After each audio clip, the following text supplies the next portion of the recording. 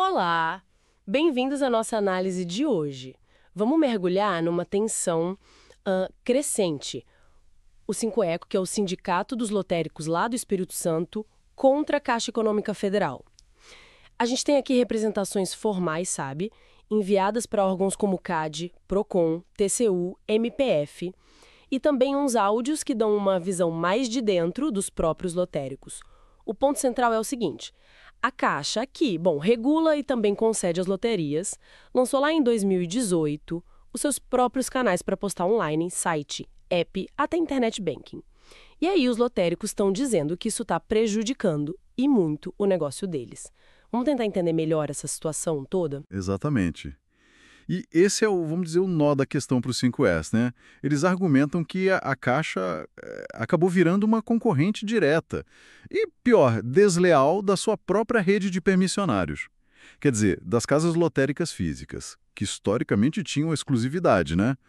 A alegação é que a Caixa incentivou essa migração de clientes para o digital, esvaziando as lojas físicas e, sem dar uma compensação financeira adequada para essa rede que está perdendo o cliente. Entendi o quadro geral, mas assim, na prática, no dia a dia, o que o 5 aponta como problemático mesmo? Quais são as queixas específicas? Olha, são vários pontos, Uhum. mas eu acho que todos eles são vistos pelo sindicato como sintomas dessa concorrência da Caixa contra a própria rede. Primeiro, falam do rompimento da exclusividade na venda sem nenhuma negociação prévia. Segundo, e isso dói muito no bolso, né? A redução unilateral da comissão pelas apostas digitais. Começou em 3% e 11% e hoje está em 4%, Nossa! enquanto na loja física é 8,1%. É quase metade. É uma diferença brutal. Muito grande. E terceiro, eles reclamam muito da falta de transparência nos cálculos dessa comissão e também na ausência de um georreferenciamento que funcione de verdade. Georreferenciamento. O que seria isso exatamente? Explica um pouco melhor. Seria basicamente um sistema para identificar onde o apostador online está fazendo a aposta, sabe? E aí direcionar a comissão daquela aposta para a casa lotérica física mais próxima dele. Ah, entendi. Sem isso, o argumento é que a grana, a receita digital, fica toda centralizada na Caixa. Ignora completamente a área de atuação que cada lotérica tem definida no contrato físico. Faz sentido. E sobre os áudios que a gente mencionou, eles trazem uma história interessante sobre como isso começou, né? Falam de um projeto inicial, acho que chamava Vitrine Lotérica. Isso, vitrine lotérica. E nos áudios fica muito claro um sentimento, sabe, de que a Caixa meio que usou o conhecimento de mercado dos lotéricos. Eles tiveram várias reuniões, discutiram esse modelo da vitrine, onde cada lotérica teria seu site, e aí depois de pegar essas informações, a Caixa veio com um sistema próprio dela e impôs essa comissão reduzida. Então fica uma sensação de que foram usados, né? Exato. Essa é a percepção que fica nos áudios. E outro ponto que aparece bastante é a diferença na taxa do cartão de crédito. Como assim? No online, o cliente não paga a taxa de cartão para apostar.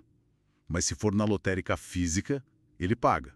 Ah, Então os lotéricos sentem que a comissão menor deles, esses 4% contra os 8,1%, acaba na prática subsidiando essa conveniência para o cliente do canal digital da Caixa. nossa, isso parece um detalhe, mas reforça muito essa percepção de desequilíbrio que o Sincoins alega, né?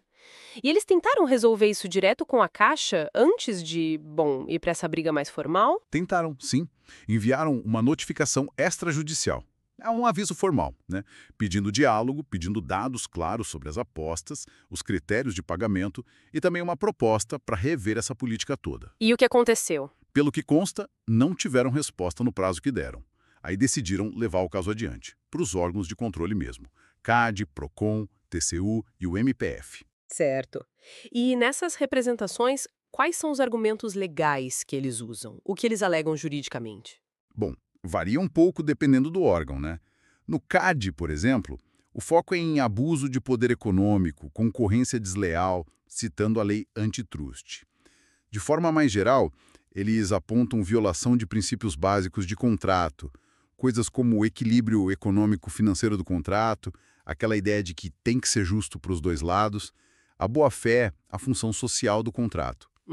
Argumentam até sobre um possível enriquecimento ilícito da Caixa. Lá no TCU, O foco é mais na questão da gestão pública, falta de transparência, falta de economicidade. Entendi. E no Procon, a alegação é mais voltada para a prática abusiva contra um parceiro que é economicamente mais fraco, no caso as lotéricas. Tá claro. Então, o que o 5ex está pedindo concretamente? Eles querem acabar com a venda online? Não, isso os autos deixam bem claro. Eles não são contra a venda pela internet. O que eles buscam é equidade, sabe? Igualdade de condições.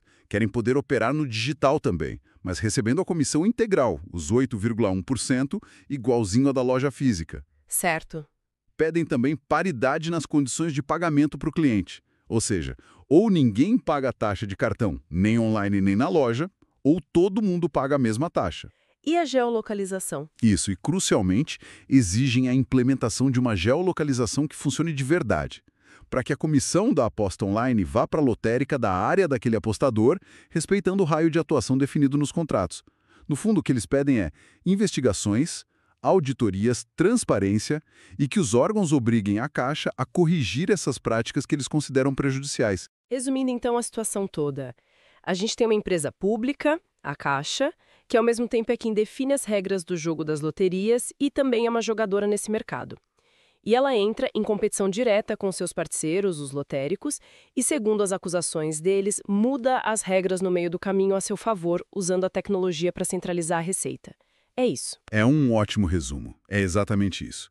É um caso que, olha, ilustra muito bem essa dinâmica complexa entre a inovação digital, que não tem como frear, né, e a sustentabilidade dos modelos de negócio mais tradicionais. Modelos que muitas vezes são a base de sustento de muitas pequenas empresas, de muitas famílias Brasil afora.